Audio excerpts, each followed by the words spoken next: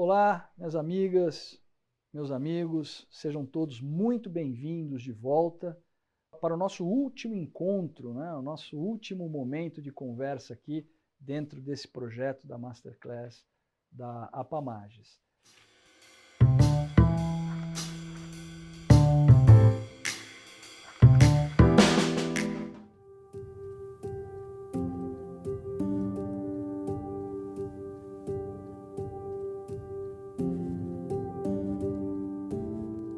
Nos dois encontros anteriores, nós tivemos a oportunidade de analisar aspectos fundamentais para a boa compreensão do sistema de insolvência. Então nós vimos qual é a lógica do sistema de insolvência e como o nosso sistema foi construído, né? A evolução das ideias acerca do tratamento da crise da empresa e as influências brasileiras e a construção do nosso próprio modelo. No nosso segundo encontro, nós falamos mais propriamente sobre a reforma do nosso sistema. Então nós vimos ali as razões pelas quais o nosso sistema foi reformado e toda a cronologia da reforma, dando ênfase ao fato de que essa reforma foi uma reforma inclusiva. Vale dizer, além de reformar a lei, houve uma grande preocupação também com o aplicador da lei. E essa função ela vem sendo exercida até hoje pelo grupo de trabalho do Conselho Nacional de Justiça. Então nós vimos toda a evolução da alteração do texto da lei e também como essa questão foi sendo tratada e ainda é tratada pelo Conselho Nacional de Justiça. E nesse nosso último encontro, infelizmente é o nosso último encontro, né? Tudo que é bom dura pouco, pelo menos de minha parte, né? É um grande prazer estar aqui e ter essa oportunidade de conversar com vocês. Nesse último encontro, nós vamos destacar alguns pontos que eu reputo muito relevantes, foram trazidos pela reforma da lei. E já entrando nesse tema, o primeiro aspecto que é importante a gente ter em mente é que a reforma ela trouxe novidades e aprimoramentos. Ou seja, alguns instrumentos, algumas ferramentas que não existiam foram criadas. E de outro lado, aquelas ferramentas que já existiam foram aprimoradas, foram aperfeiçoadas. Então eu vou aqui selecionar alguns desses aprimoramentos e também tratar de algumas dessas novidades, dessas criações trazidas pela reforma. Sempre, evidentemente, tanto as novidades, as criações, quanto os aprimoramentos voltados para aquela finalidade muito clara da reforma. A reforma teve um rumo muito claro, que é transformar o nosso sistema de insolvência em algo mais poderoso para a preservação dos benefícios econômicos e sociais que decorrem da atividade empresarial. Nós já vimos isso, né? Esse é o objetivo de um sistema de insolvência, por qualquer de suas ferramentas. Então, na recuperação judicial, criando um ambiente adequado para que haja negociação que possa levar a uma decisão coletiva que, de um lado, atenda aos interesses de mercado, credores e devedores, de outro lado, também atenda aos outros interesses atingidos pela crise da empresa, que são os interesses sociais. Então nós vamos ver que a reforma trouxe aí modificações e ferramentas novas no sentido de potencializar a recuperação como um instrumento de preservação da atividade e de suas consequências sociais e econômicas positivas. E em relação à falência, a mesma coisa, né? A falência ela também é um instrumento que tem por objetivo preservar os empregos, a atividade, os tributos. E isso nós discutimos lá na primeira aula, né? Isso pode chocar, ou pode causar alguma estranheza àquele que não é muito íntimo da matéria, porque nós temos culturalmente e tradicionalmente a ideia de que a falência é o fim, de que a falência é algo ruim, quando na verdade não é. Quando na verdade a falência ela busca realizar esses mesmos objetivos da recuperação, pela substituição de uma atividade inviável por outra, pela realocação de ativos em cadeias produtivas, né? Então nós desvinculamos aqueles ativos daquela atividade que não gera os benefícios econômicos e sociais que nós queremos e vamos transformá-los em fonte de benefícios, relocando esses ativos para outras cadeias produtivas, reabilitando aquele empresário para que ele possa voltar a empreender depois de uma tentativa mal sucedida. Nós sabemos que dar errado faz parte do jogo, né? E se nós punirmos o empresário que não teve sucesso na sua primeira tentativa, transformando-o num pária da atividade econômica, da atividade empresarial, nós estamos, na verdade, prejudicando o bom funcionamento do sistema. Os empresários eles devem ter a oportunidade de tentar de novo. Então, a falência também é instrumento de preservação dos mesmos benefícios econômicos e sociais, assim como a recuperação. Né? E aqui já é uma notícia importante. O artigo 47 da lei já deixava isso muito claro em relação à recuperação. Hoje, o artigo 75, parágrafo 2º, trazido pela reforma, deixa isso muito claro também em relação à falência, dizendo lá, com todas as letras, que a falência também é instrumento de preservação de benefícios econômicos e sociais, o que se faz através da substituição da atividade empresarial inviável por outra viável e da realocação de ativos. Tá? Então vocês vão perceber que todas as modificações abordadas pela reforma, seja na falência, seja na recuperação, têm por objetivo potencializar esta capacidade de preservação, cada qual utilizando as técnicas adequadas conforme a situação e o cenário de crise da empresa, e nós já vimos isso lá na última aula. Então vamos lá, vamos começar a falar primeiro sobre alguns aperfeiçoamentos, ferramentas que já existiam e que foram melhoradas pela reforma. Em relação à falência, acabamos de dizer que a realocação de ativos na economia é fundamental para que a falência atinja os seus objetivos normativos de preservação de benefícios econômicos e sociais. Como é que isso se dá? Ora, imagine na prática uma indústria que faliu.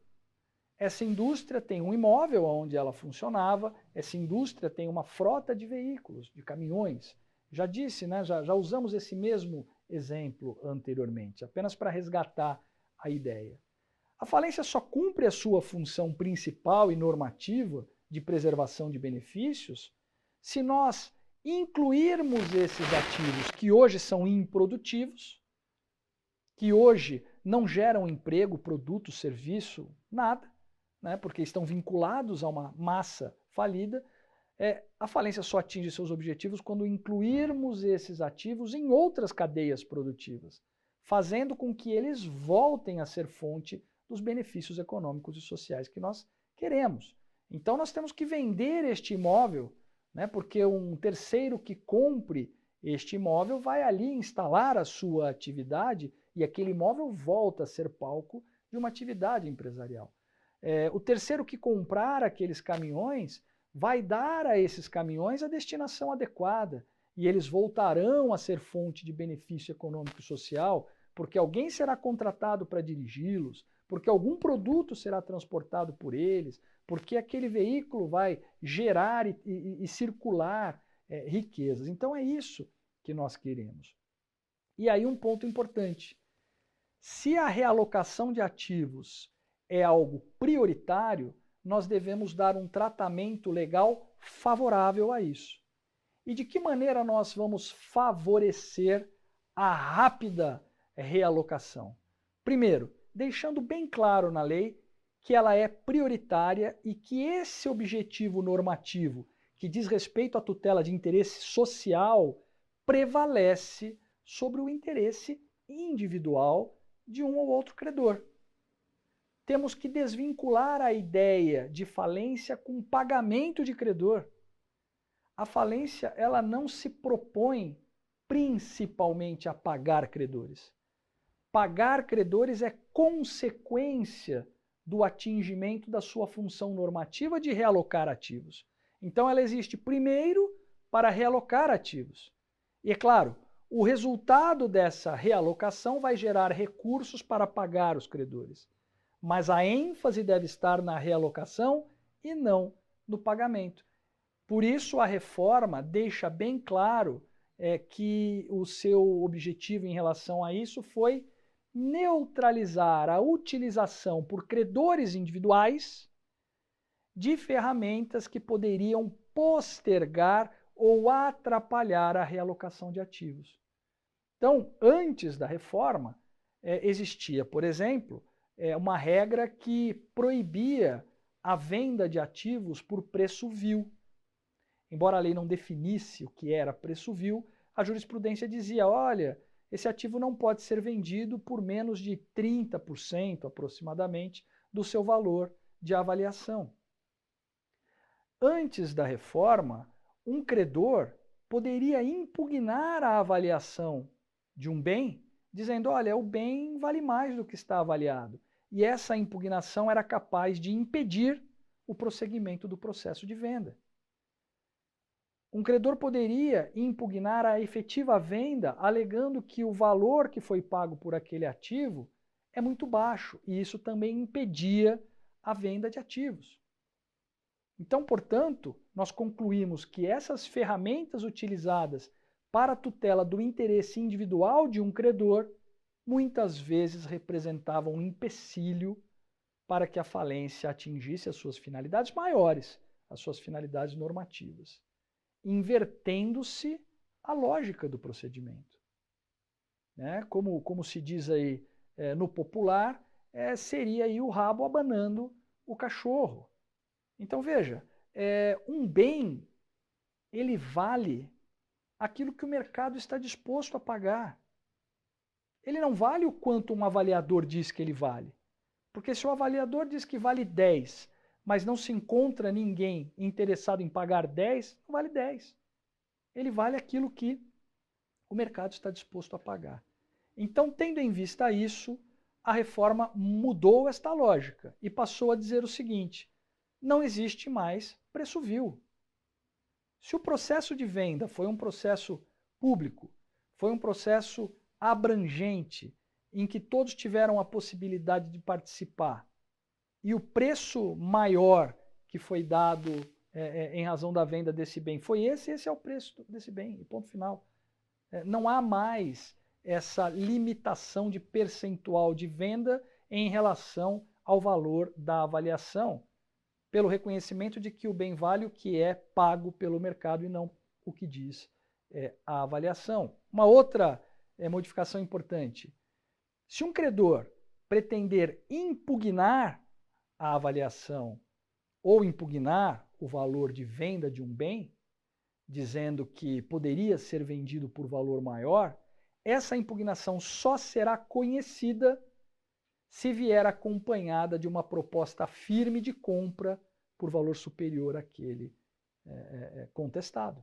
E mais, acompanhada de caução, para garantir a firmeza e a segurança dessa proposta. Portanto, se um credor quiser reclamar de um preço de venda, dizendo que poderia ter sido vendido por um valor maior, é bom que ele traga uma proposta que compre por um valor maior, sob pena daquela impugnação não ser sequer conhecida. Com isso, nós neutralizamos esta ferramenta que era utilizada pelos credores como um instrumento de prevalência do seu interesse particular, privado, sobre as finalidades normativas da falência. Então não existe mais isso. Segunda coisa, se nós queremos que essa venda seja rápida, nós temos que, de um lado, retirar essas barreiras que atrapalhavam o rápido andamento, mas, de outro lado, nós temos que dar maior segurança para quem compra. A partir do momento em que nós damos mais segurança para quem compra, nós, em tese, teremos mais interessados na compra.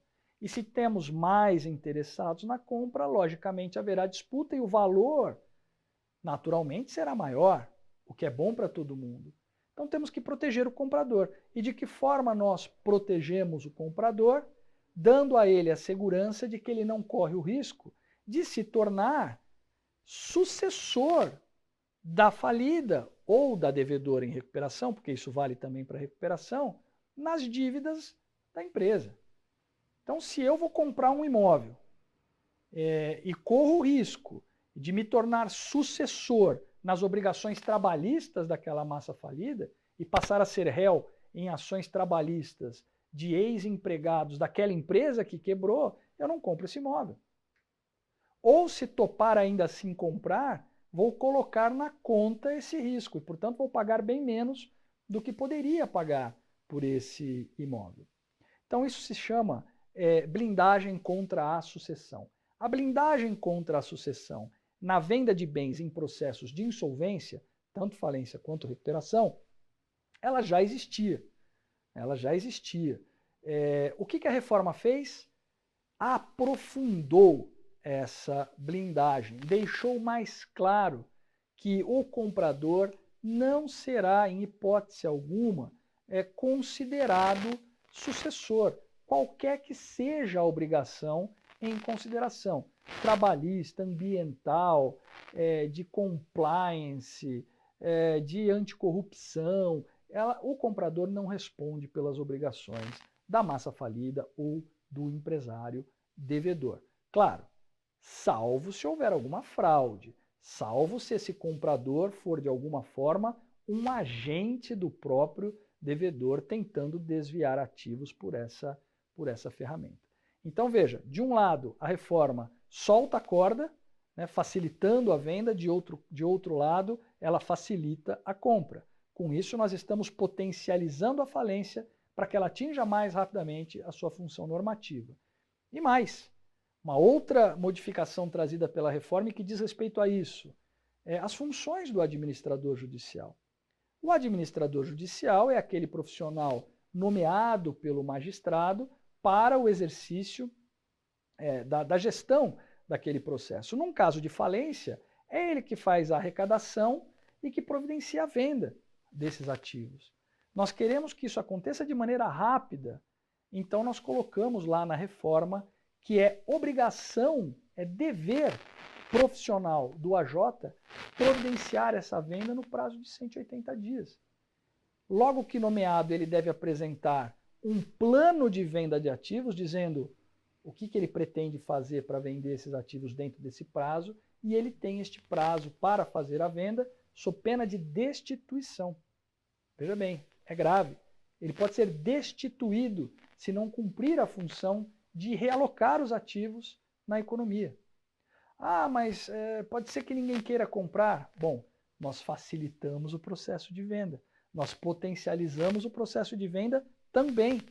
Né? Tiramos todas aquelas burocracias e aquelas formas rígidas que a lei trazia de venda de bens.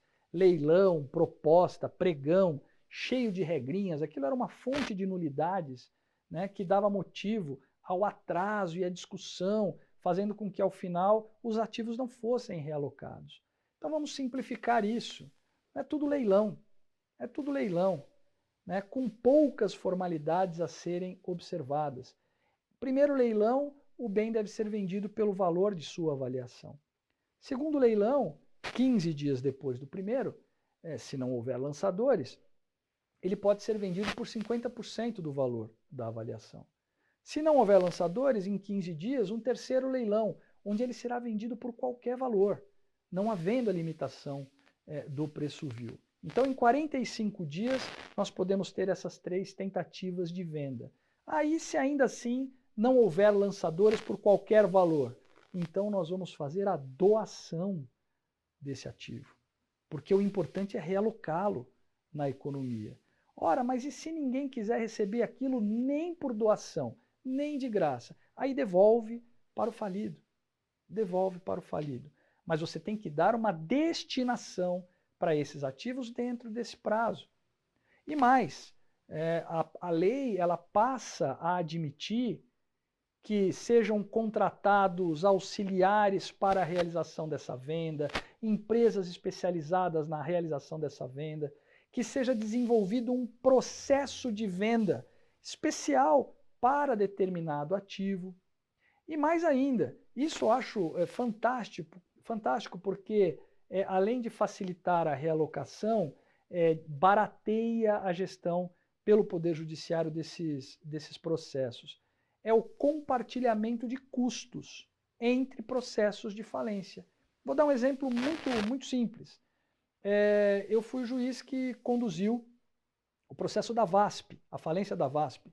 Processo que ainda está em andamento, agora, claro, em fase final, com menos complexidade. Mas eu providenciei todo o processo de venda das aeronaves, que na verdade não eram mais aeronaves, eram carcaças de aeronave, né, que estavam lá entulhando, né, os aeroportos. Todos os aeroportos brasileiros tinham lá aeronaves da VASP. Só como um exemplo, o aeroporto de Congonhas, que é o mais movimentado da América Latina, tinha lá 12 carcaças de grande porte no pátio, né, ocupando o espaço de aeronaves, no aeroporto mais congestionado, né, com uma malha aérea como a brasileira, carente de uma ampliação da sua infraestrutura. Então nós providenciamos a venda, criando ali um processo de venda criativo, com o apoio do Conselho Nacional de Justiça, num acordo que envolveu também Infraero, AGU, enfim. Foi um trabalho muito bonito que foi realizado ali para conseguir fazer a alienação daquelas aeronaves. E veja, aquele trabalho poderia ter sido utilizado para vender também aeronaves de outras massas falidas, como, por exemplo, a Transbrasil. E, infelizmente, toda vez que eu venho para São Paulo de Brasília, ou chego em Brasília, partindo aqui de São Paulo, eu observo lá no aeroporto uma ou duas carcaças de grande porte de aeronaves da Transbrasil, que poderiam ter sido alienadas naquele processo. Se houvesse essa reforma naquela época, nós aproveitaríamos tudo aquilo que já estava feito para vender os ativos de outras massas falidas e que tenham a mesma natureza. Então essa é uma mudança muito relevante, muito importante. Isso fica aí bem claro para todos que o objetivo foi facilitar a venda, simplificando os procedimentos, tirando as ferramentas que eram utilizadas como um motivo de atrasar a realocação, dando mais proteção a quem compra, fazendo com que o administrador tenha o dever funcional de acelerar essa realocação de ativos e assim nós vamos conseguir fazer com que esses ativos voltem a ser fonte de benefício econômico e social. Querem um exemplo simples? Já falei da VASP, né? Aquela carcaça de aeronave, enquanto estacionada ali no aeroporto de Congonhas, só trazia prejuízo. Não era fonte de benefício algum, só prejuízos. Muitas delas foram compradas e transformadas em buffet infantil e transformadas em restaurante, geradoras, portanto, daqueles benefícios econômicos e sociais que a gente quer.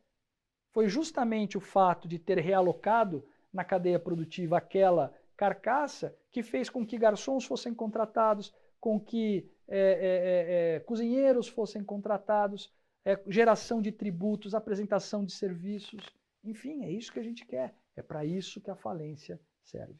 Então veja, tudo isso já existia, só que foi aprimorado com o objetivo de fazer com que essa realocação fosse mais rápida e acontecesse de maneira mais eficiente.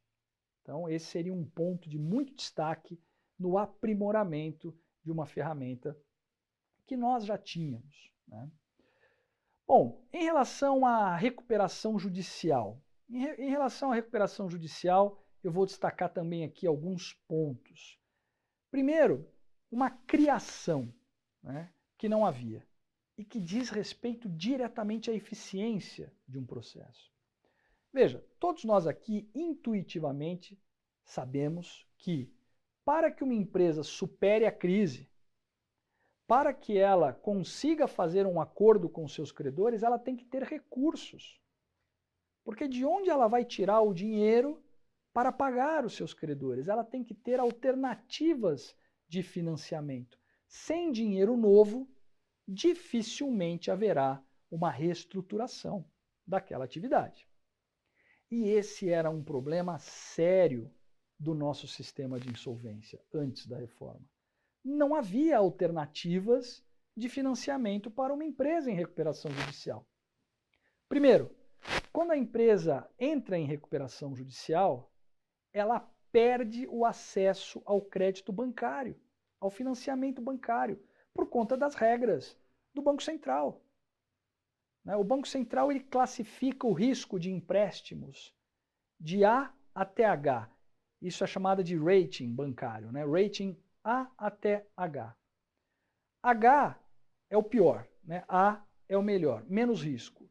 Então, se aquele devedor para quem eu estou emprestando tem rating A, o risco é zero de inadimplência, o banco ele não precisa provisionar, garantir nenhum valor no Banco Central, porque a possibilidade de não repagamento pelo tomador do empréstimo é desprezível, é muito pequena. Mas na medida em que eu vou descendo nessa escala e vai aumentando o risco de inadimplência, o banco ele tem que provisionar, deixar garantido lá no Banco Central algum valor para o caso de haver inadimplência. E se houver a inadimplência, aquela inadimplência não afeta a liquidez e a segurança do sistema bancário. Esse é um sistema bastante inteligente, né, utilizado pelo Brasil. O grande problema é que uma empresa em recuperação judicial ela acaba sendo classificada como rating ou rating H. E aí o banco tem que provisionar 100% do capital emprestado.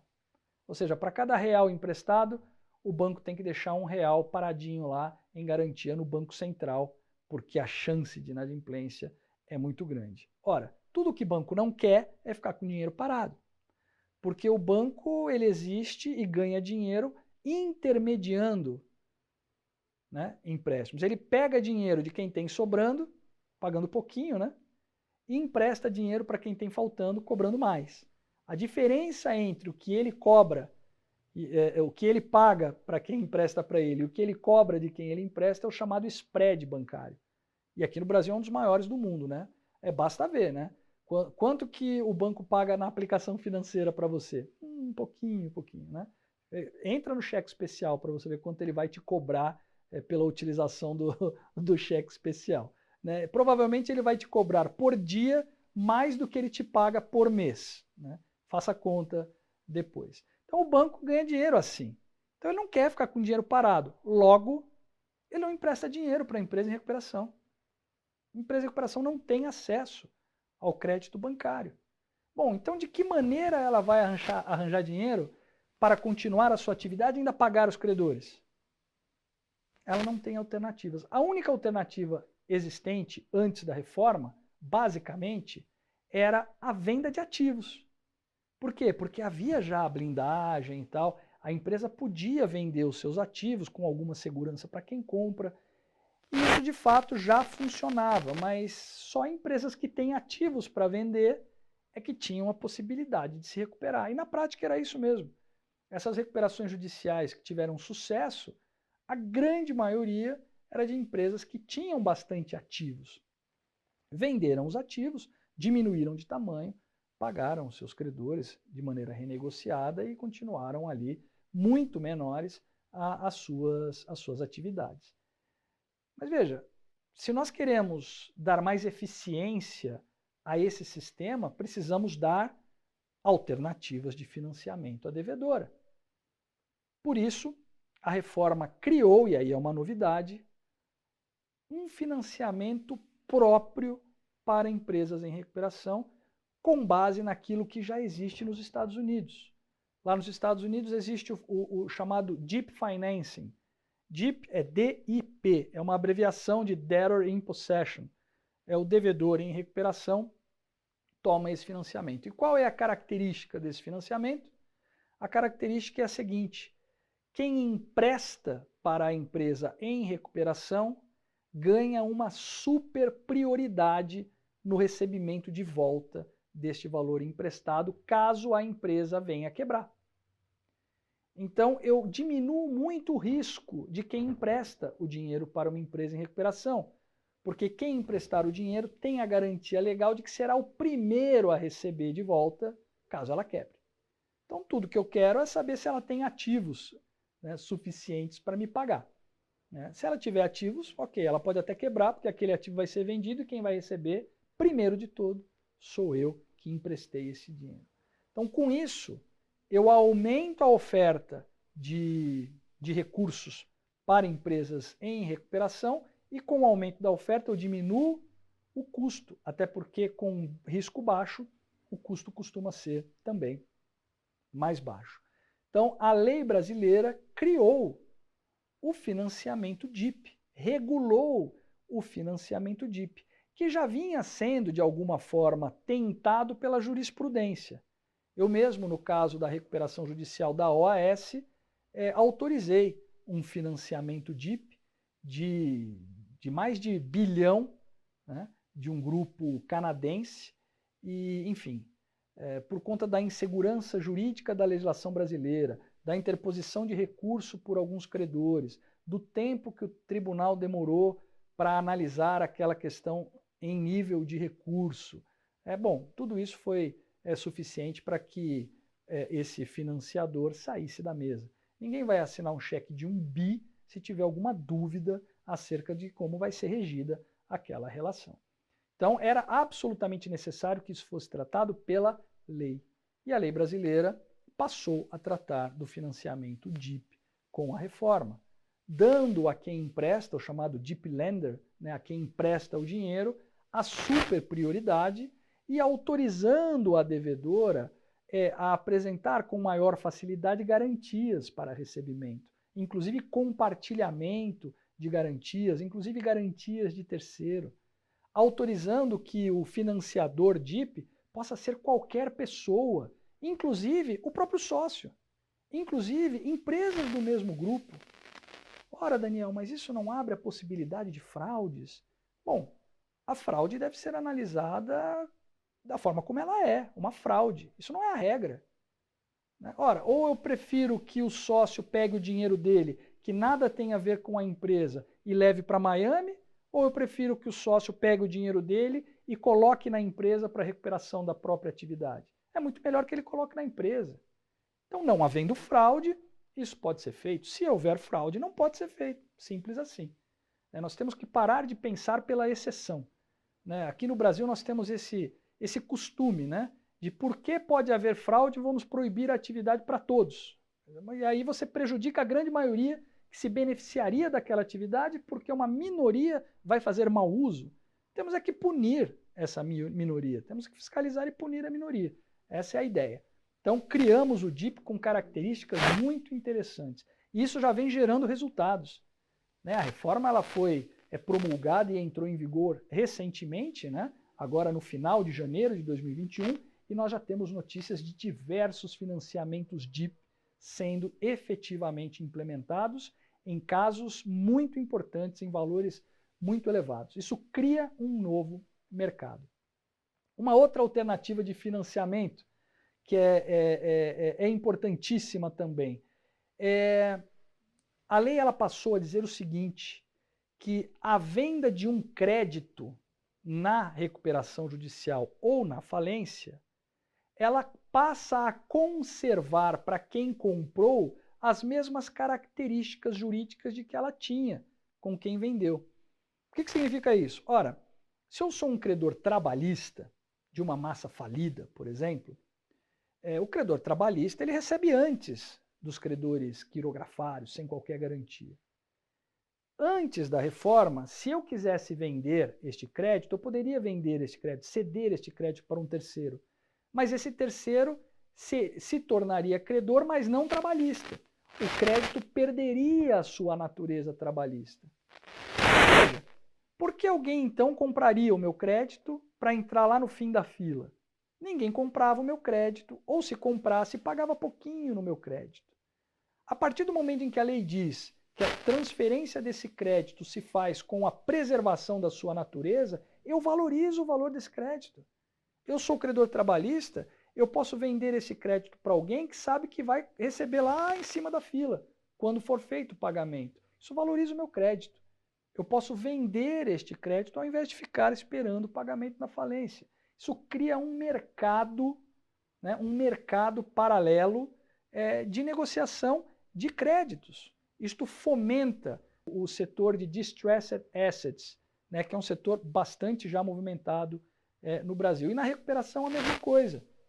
Na recuperação, os credores também podem alienar o seu crédito, ceder o seu crédito, e quem compra vai votar na mesma classe daquele credor original.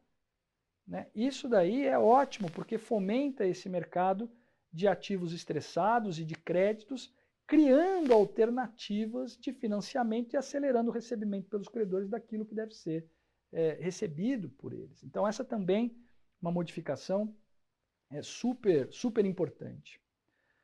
Uma outra criação que também vem nessa mesma linha de consolidar e dar segurança jurídica a algumas iniciativas jurisprudenciais.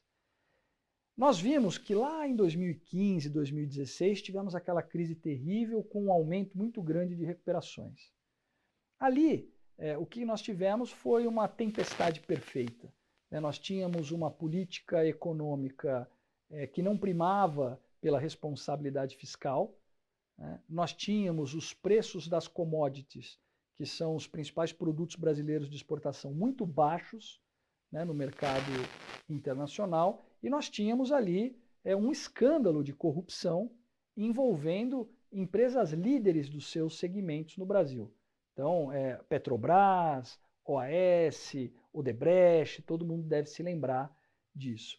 A conjugação desses fatores foi a deterioração do mercado brasileiro e da atividade empresarial nesses segmentos.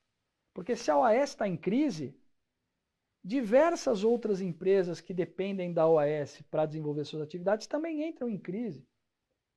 Se a Petrobras está em crise, todo o ramo de óleo e gás entra em crise. E aí nós começamos a ter recuperações judiciais, não de empresa, mas de grupos de empresa. Então, para dar um exemplo, a OAS eram, salvo engano, 16 empresas.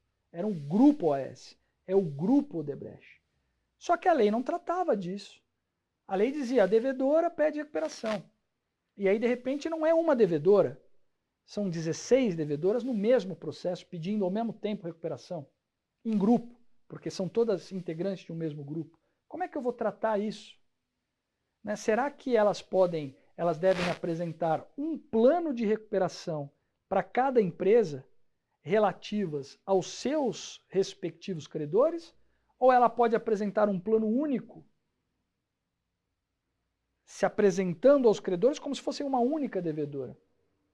Na prática, isso traz muitas diferenças.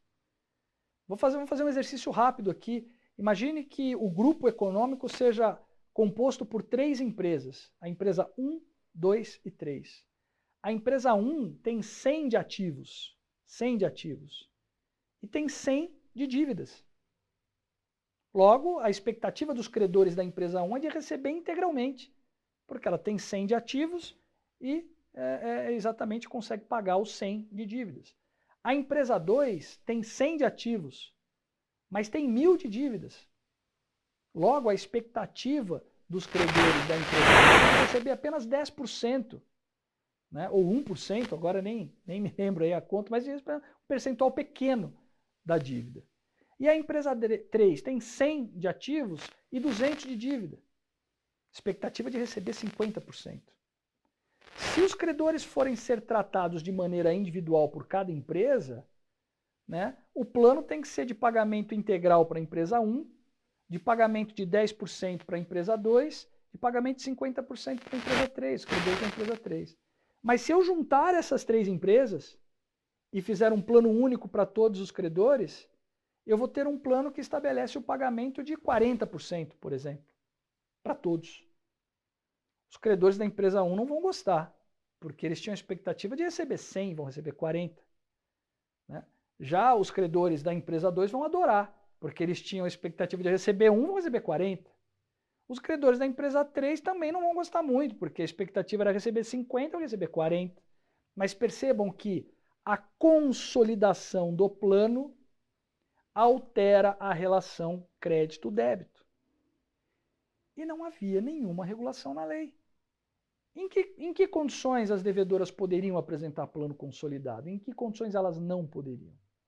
A reforma, inspirada na evolução da jurisprudência nos Estados Unidos, que trata lá da Substantive Consolidation e da Procedural Consolidation, trouxe para o Brasil a ideia da consolidação substancial e da consolidação processual. Consolidação processual é um conceito que nós já conhecíamos, porque isso daí nada mais é do que o litisconsórcio ativo, mas a consolidação substancial é um conceito novo, que envolve uma combinação de fatores que acaba levando à desconsideração da personalidade jurídica. Então a legislação agora trouxe critérios para autorizar de maneira excepcional as devedoras em consolidação processual a apresentar também um plano consolidado. Então a ideia aqui é dar segurança jurídica para que isso ocorra.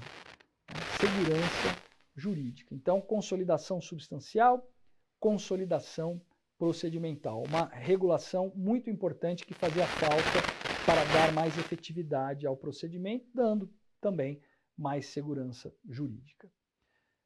Sobre as estruturas de reestruturação, né, de reorganização empresarial, e aqui talvez eu esteja falando da maior novidade da reforma, na minha forma de ver, o Brasil passou a adotar um sistema de pré-insolvência empresarial.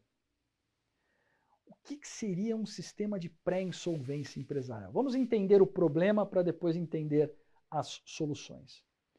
O nosso sistema de insolvência, ele oferece a ferramenta da falência e a ferramenta da recuperação empresarial, né? Seja a recuperação judicial, seja a recuperação extrajudicial. Então, quando uma empresa ainda é viável, mas está em crise, o que o nosso sistema oferece para ela? A recuperação, judicial ou extrajudicial. Mas essas duas ferramentas são ferramentas caras e, portanto, poucas empresas têm acesso a elas. Só grandes empresas, basicamente, têm condições de custear, né, os gastos de um processo de recuperação em que eu tenho que remunerar administrador judicial, publicar edital, organizar a Assembleia Geral de Credores, etc, etc. E mais do que isso, né? Eu tenho que ter uma orientação jurídica muito especializada. E tudo que é bom e especializado custa mais caro. Então é muito caro.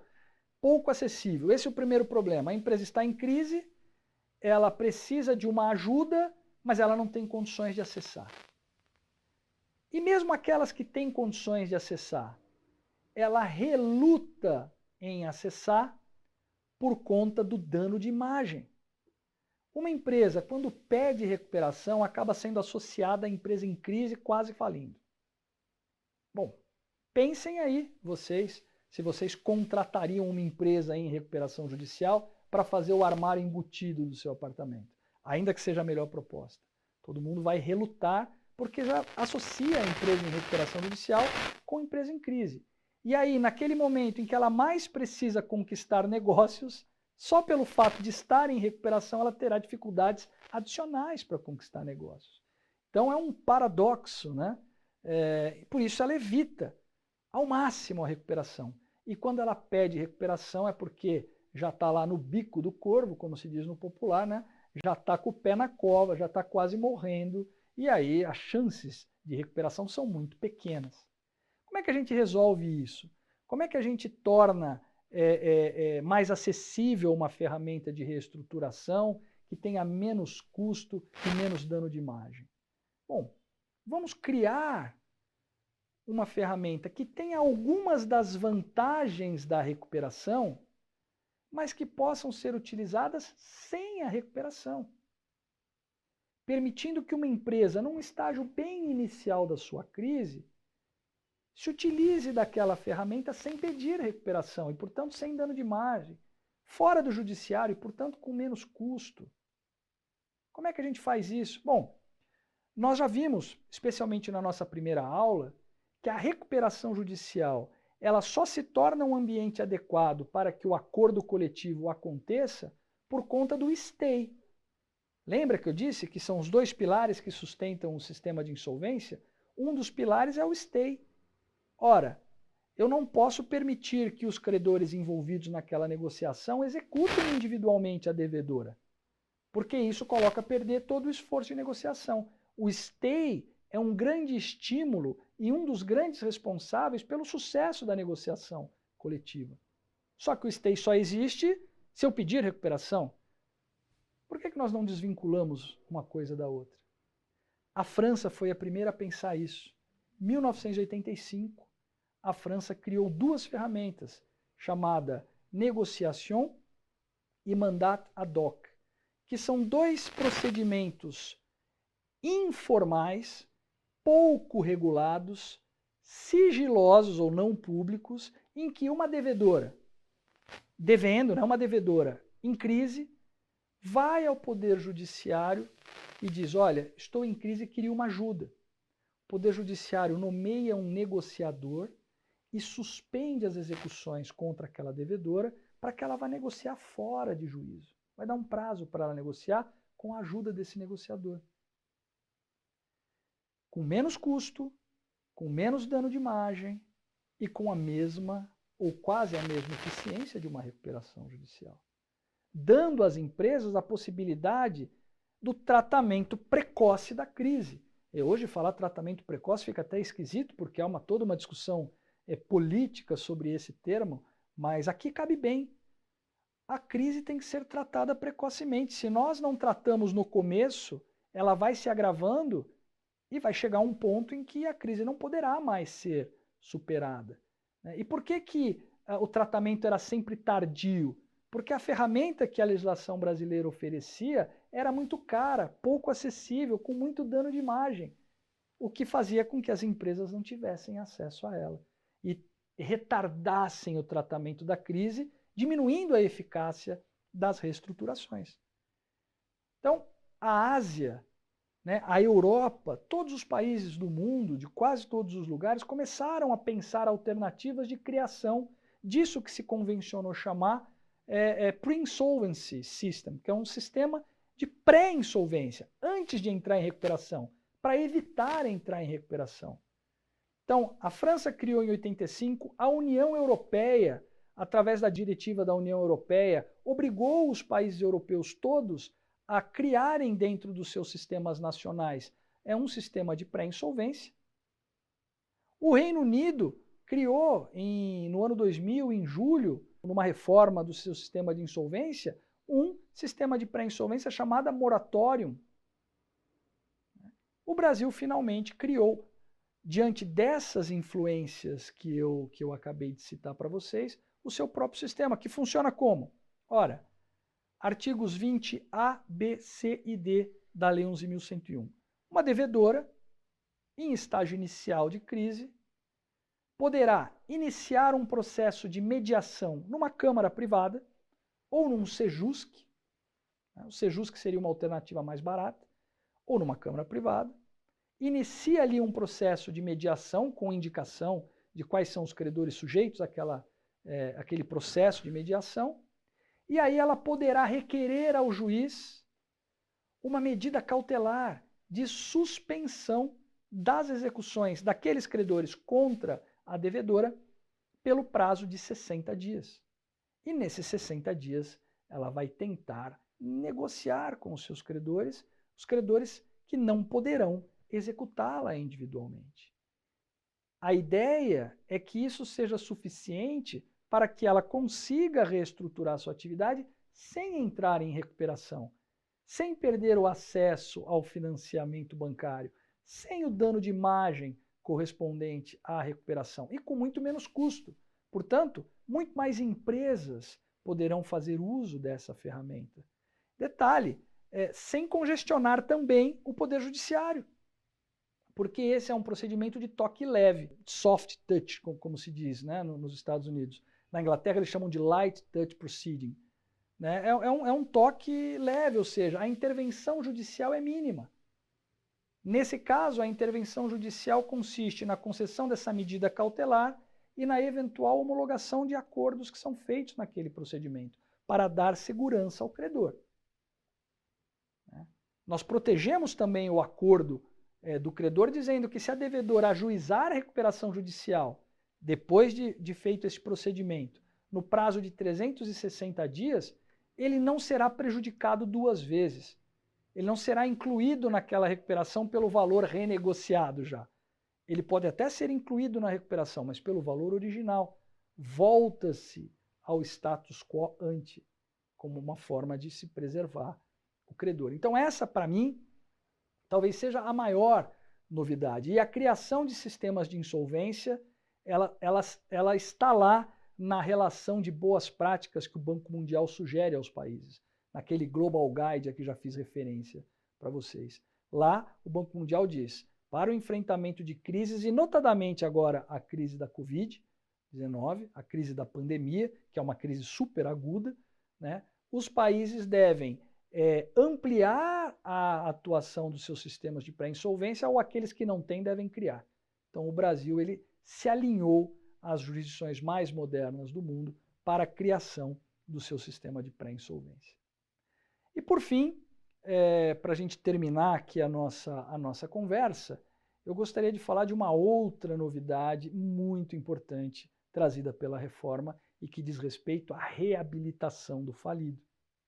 Vocês se lembram que eu disse que o sistema de insolvência ele deve ser hábil ou deve ter o poder de reabilitar o falido, ou seja, aquele empresário que tentou e deu errado tem que ter a chance de tentar de novo, porque dar errado faz parte do jogo. Quando nós observamos aí as estatísticas trazidas pelo Sebrae, nós vemos que 3/4 das empresas fecham nos 2 primeiros anos de atividade. Ou seja, dar errado é a regra, inclusive. Agora imagina, para 3/4 dos empresários que tentam e dão errado, né, se eles não puderem de novo tentar, né, daqui a pouco nós não teremos mais empresários. Isso é ruim para o nosso sistema econômico. Como é que a nossa lei tratava da questão da reabilitação do falido? De maneira absolutamente inadequada. Porque ela dizia o seguinte, olha, o falido, né, que é o empresário individual, ou que é a sociedade, mas cujos efeitos se estendem ao seu representante legal, né, então a empresa falida ou o representante legal da empresa falida, ele só vai poder voltar a ser empresário 5 ou 10 anos depois do encerramento da falência. 5 anos se não foi condenado por crime falimentar, 10 anos se foi condenado por crime falimentar. A par do longo tempo previsto, 5 ou 10 anos, isso é muito tempo, o problema não era nem esse. O problema é que este prazo de 5 ou 10 anos começava a correr a partir do encerramento da falência. E por várias razões legais e de burocracia judiciária, a falência não terminava nunca. Né? Nós temos a falência do Mapping ainda está em curso, né? Para vocês terem uma ideia. A falência da Transbrasil ainda está em curso, só para ficar em 2 exemplos mais famosos. Existem falências de 40 anos aí que não terminam.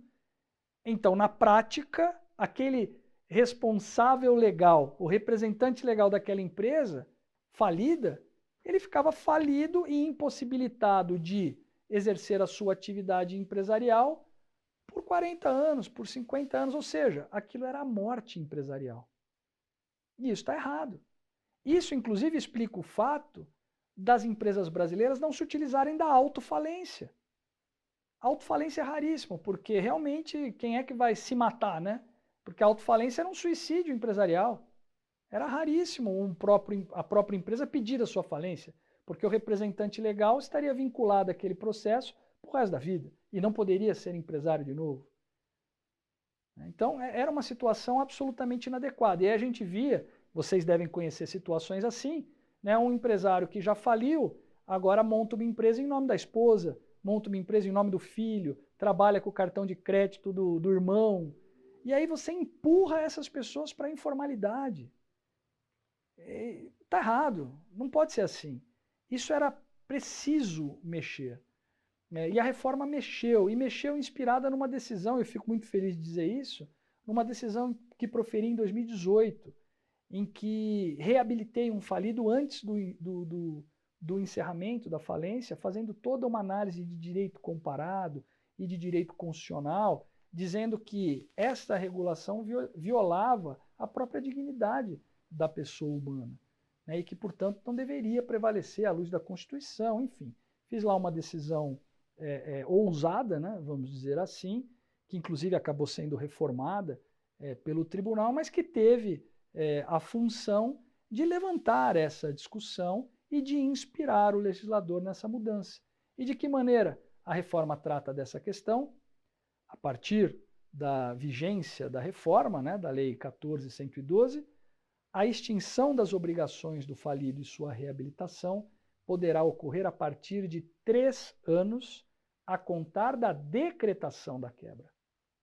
Portanto, independentemente do encerramento da falência, depois de 3 anos da decretação da quebra, aquele representante legal da sociedade falida poderá solicitar ao juiz a extinção das suas responsabilidades patrimoniais pela massa falida e autorizá-lo a voltar a empreender, a montar uma outra empresa. É claro, desde que ele tenha agido de maneira transparente, de maneira honesta, entregue ao juízo todos os ativos que estariam vinculados àquela massa falida, ele poderá, em 3 anos, voltar ao mercado novamente, o que é um prazo absolutamente razoável.